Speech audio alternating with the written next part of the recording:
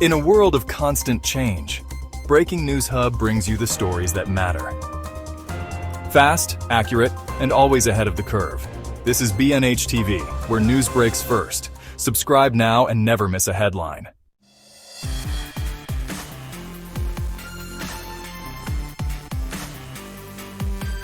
Good evening and welcome to Anderson Cooper 360 Degrees.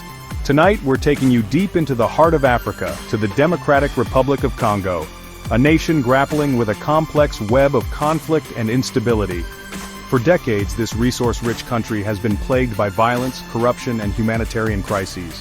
We're here to shed light on a particularly volatile situation involving the M23 rebel group, a force that has been terrorizing eastern Congo and threatening the government of the Democratic Republic of Congo. Recently, Dr. Ronny Jackson, a U.S. congressman and former White House physician, visited both the DRC and neighboring Rwanda to assess the situation firsthand.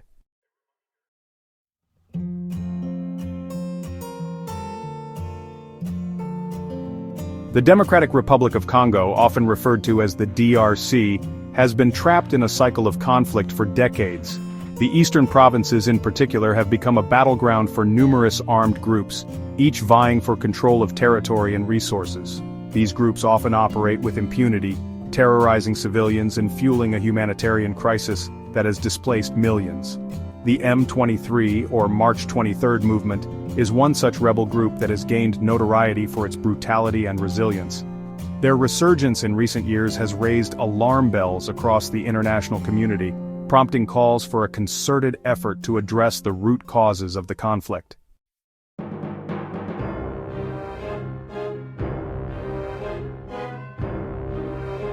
Dr. Ronny Jackson's visit to the DRC and Rwanda comes at a critical juncture in the DRC's fight against the M23.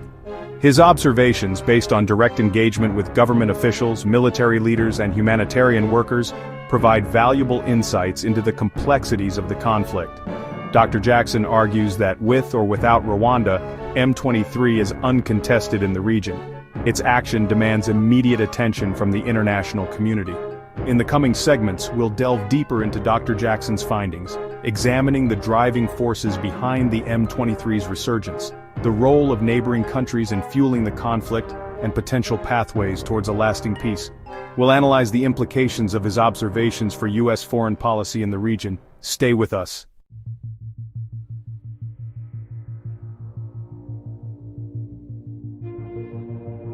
To understand the M23, we need to rewind the clock, to delve into the complex history of the DRC.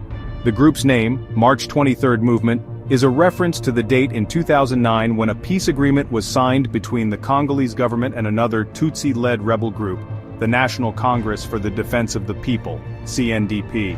The agreement promised integration of CNDP fighters into the Congolese army, but the M23 claims these promises were broken, leading to their mutiny in 2012. However, the roots of the conflict run far deeper than a single broken agreement. Eastern Congo has long been a tinderbox of ethnic tensions, fueled by land disputes, competition for resources, and the legacy of the Rwandan genocide. The DRC's weak central government has struggled to exert control over its vast territory, leaving a power vacuum that armed groups have been quick to exploit.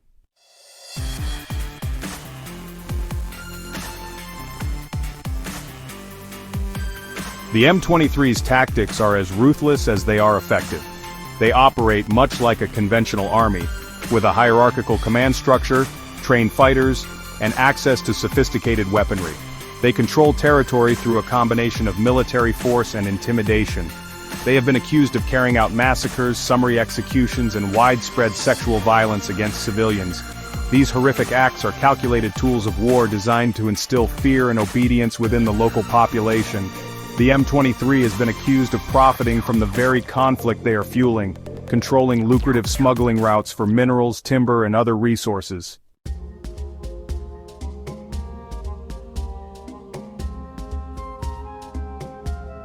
The human cost of the M23's insurgency is staggering. The United Nations estimates that millions have been displaced by the fighting in eastern Congo, with many forced to flee their homes multiple times. These internally displaced persons, or IDPs, often live in squalid conditions, lacking access to basic necessities like food, water, and healthcare. Stories abound of their brutality, of villages razed to the ground, of families torn apart, of women and girls subjected to unspeakable acts of sexual violence. International human rights organizations have documented countless cases of M23 atrocities, but justice remains elusive.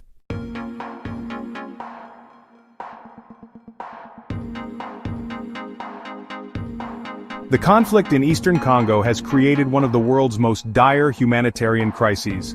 Millions are facing severe food insecurity, with the United Nations warning of famine-like conditions in some areas.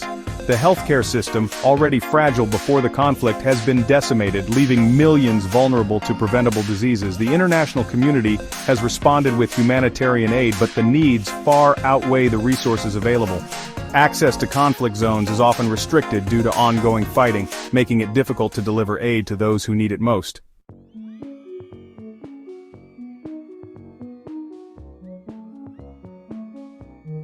The M23's resurgence has once again thrust Rwanda into the spotlight, with accusations swirling about its alleged role in supporting the rebel group. The Congolese government, along with the United Nations and several Western powers, has accused Rwanda of providing the M23 with weapons, funding, and even troops. Rwanda, for its part, vehemently denies any involvement with the M23, dismissing the accusations as baseless and politically motivated. This denial, however, is met with skepticism by many international observers, who point to a long history of Rwandan involvement in the region. The M23's sophisticated weaponry, its ability to operate with relative impunity near the Rwandan border, and the testimonies of defectors all point to a level of external support that goes beyond mere sympathy.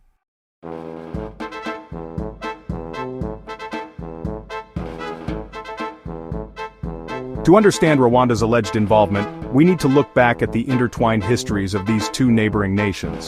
The Rwandan genocide of 1994 cast a long shadow over the region, with its ripple effects still felt today.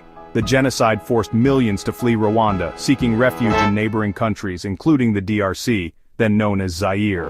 Among the refugees were members of the defeated Hutu regime, including those responsible for the genocide. This instability, coupled with Zaire's own internal weaknesses, provided fertile ground for the outbreak of the First Congo War in 1996.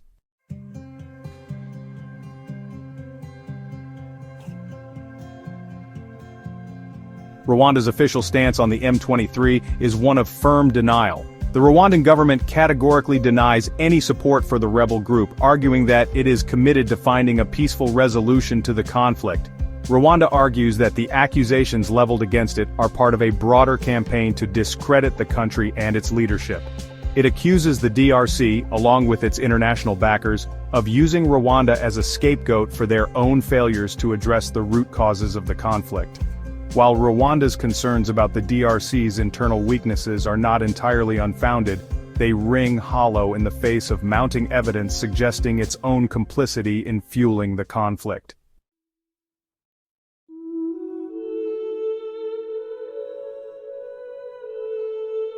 The international community's response to the M23's resurgence has been characterized by a familiar mix of condemnation, diplomacy, and limited action.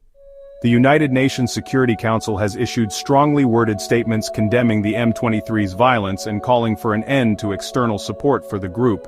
However, these statements have had little impact on the ground, with the M23 seemingly undeterred. The UN peacekeeping mission in the DRC, MONUSCO, one of the largest and most expensive in the world, has been criticized for its inability to protect civilians or prevent the M23's advance. Some Western countries, including the United States, have imposed sanctions on individual M23 leaders and have called on Rwanda to cease its support for the group.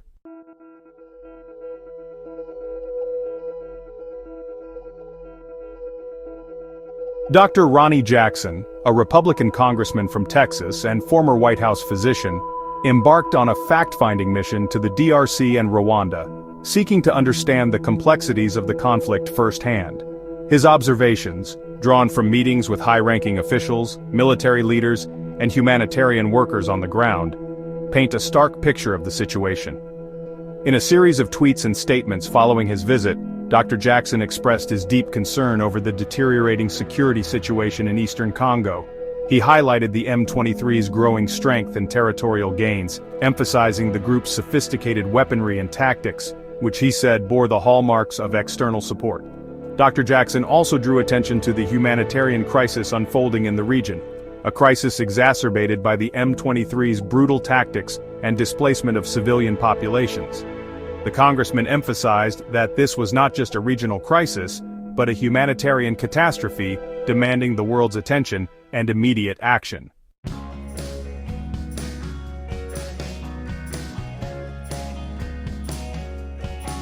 One of Dr. Jackson's most striking observations was the M23's evolution from a ragtag militia into a formidable fighting force. He noted that the group now possesses a level of organization, discipline, and firepower that rivals that of a conventional army. This transformation, he argued, was indicative of significant external support, enabling the M23 to sustain its offensive operations and challenge the Congolese army. Dr. Jackson's assessment of the M23's capabilities challenges the narrative, often propagated by Rwanda, that the group is merely a band of disgruntled soldiers, or a symptom of the DRC's internal weaknesses. The congressman's concerns about the M23's growing strength were echoed by experts on the region, who have long warned of the group's potential to destabilize the entire Great Lakes region.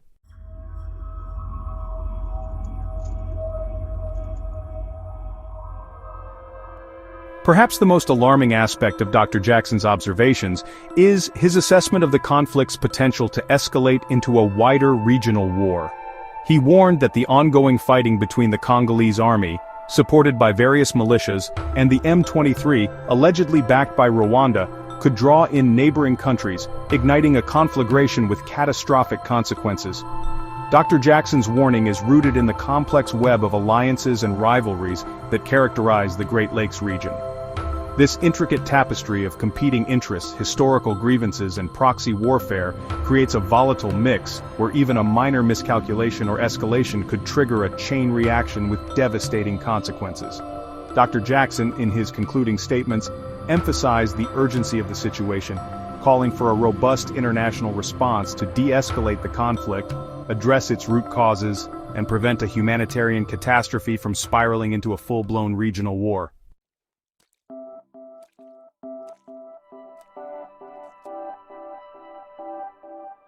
Dr. Jackson stressed the need for a multi-pronged approach addressing both immediate security challenges and underlying conflict drivers in eastern Congo. While military force may be necessary to contain the M23's advance, it alone cannot bring lasting peace. He called for a ceasefire and good-faith negotiations. This must be accompanied by robust monitoring mechanisms to ensure compliance and prevent a resurgence of violence. Regional organizations and the UN could oversee the ceasefire and mediate between warring parties. However, a ceasefire alone is not enough. It must be part of a broader political process addressing the root causes of the conflict. Without this, any ceasefire would be fragile and short-lived.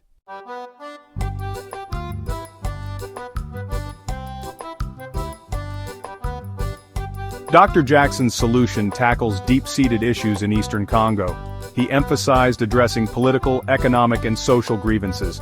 Land tenure is a major source of tension. He called for equitable land reform. Programs must be transparent and fair. Strengthening governance is crucial. Corruption creates a climate of impunity. Support initiatives for good governance.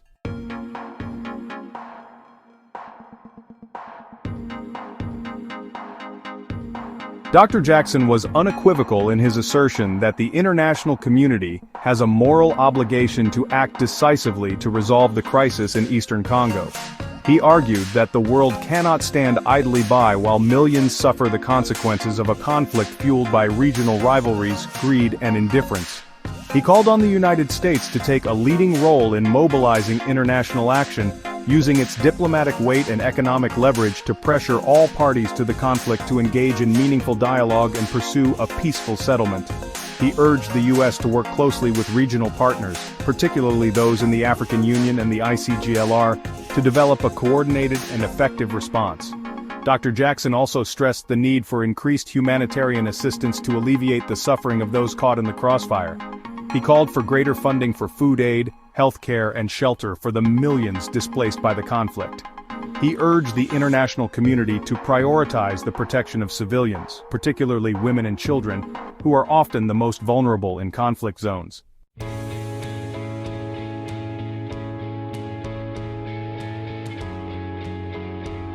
Dr. Jackson emphasized that no single country or organization can solve the crisis in Eastern Congo alone.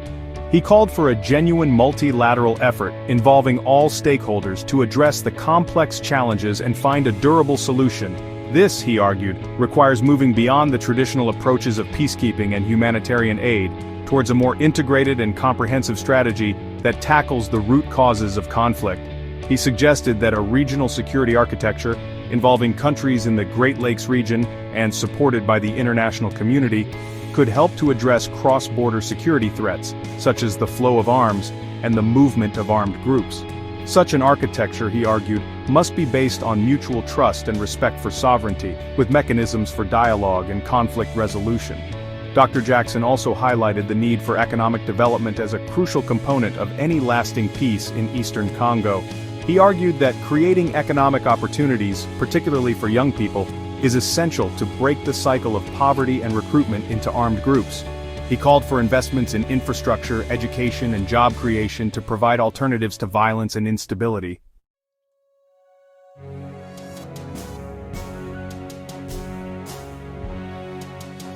Despite the daunting challenges, Dr. Jackson expressed a sliver of optimism, noting that, amidst the despair, he witnessed resilience and a yearning for peace among the Congolese people. He shared stories of individuals and communities working tirelessly to rebuild their lives and create a better future, even in the face of unimaginable hardship. He pointed to the growing calls for peace within Congolese civil society, the emergence of grassroots initiatives promoting dialogue and reconciliation, and the courage of human rights defenders who risk their lives to expose atrocities and demand accountability. These glimmers of hope, he argued, demonstrate that even in the darkest of times, the human spirit endures and the pursuit of peace persists. However, Dr. Jackson cautioned that these flickers of hope could easily be extinguished if the international community fails to act decisively and strategically. He concluded his assessment with a plea for action, urging world leaders to heed the lessons of history and choose the path of peace over the path of indifference and inaction. The fate of millions, he warned, hangs in the balance.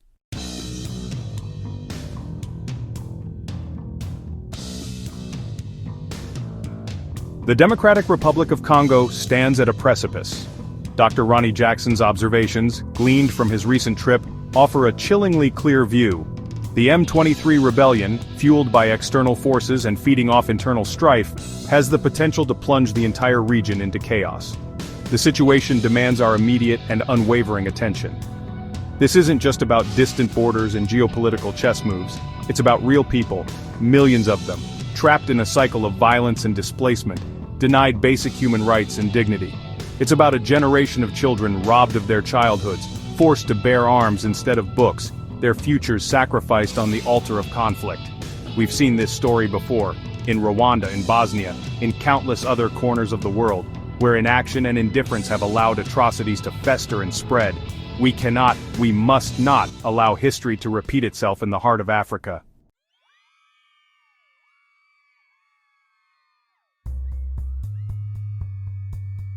The cost of inaction is far greater than the price of engagement. Turning a blind eye to the suffering in the DRC won't make it disappear. It won't bring stability to the region. It will only embolden the perpetrators, deepen the humanitarian crisis, and risk a wider conflagration that could engulf the entire Great Lakes region. Imagine a future where the M23, emboldened by its successes, tightens its grip on Eastern Congo, transforming the region into a lawless haven for warlords and smugglers. Imagine the humanitarian fallout, the mass displacement, the famine, the disease, the countless lives shattered by violence and despair. Imagine the regional implications as neighboring countries are drawn into the conflict, their own fragile peace and stability threatened by the spillover of violence. Imagine the economic consequences as trade routes are disrupted, investment dries up, and the potential of an entire region is held hostage to conflict. This is the future we face if we fail to act. This is the price of inaction.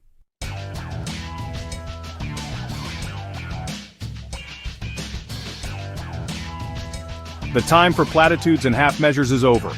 The international community must act decisively to avert a catastrophe. This is not a call for unilateral military intervention, but for a robust, multifaceted response. We need an immediate ceasefire. All parties must lay down their arms and negotiate. The UN, African Union, and regional powers must exert their full diplomatic weight. But a ceasefire is only the first step. We need a sustained international effort to address the conflict's root causes. The people of the Congo deserve better. Humanity demands better. Let us rise to the challenge.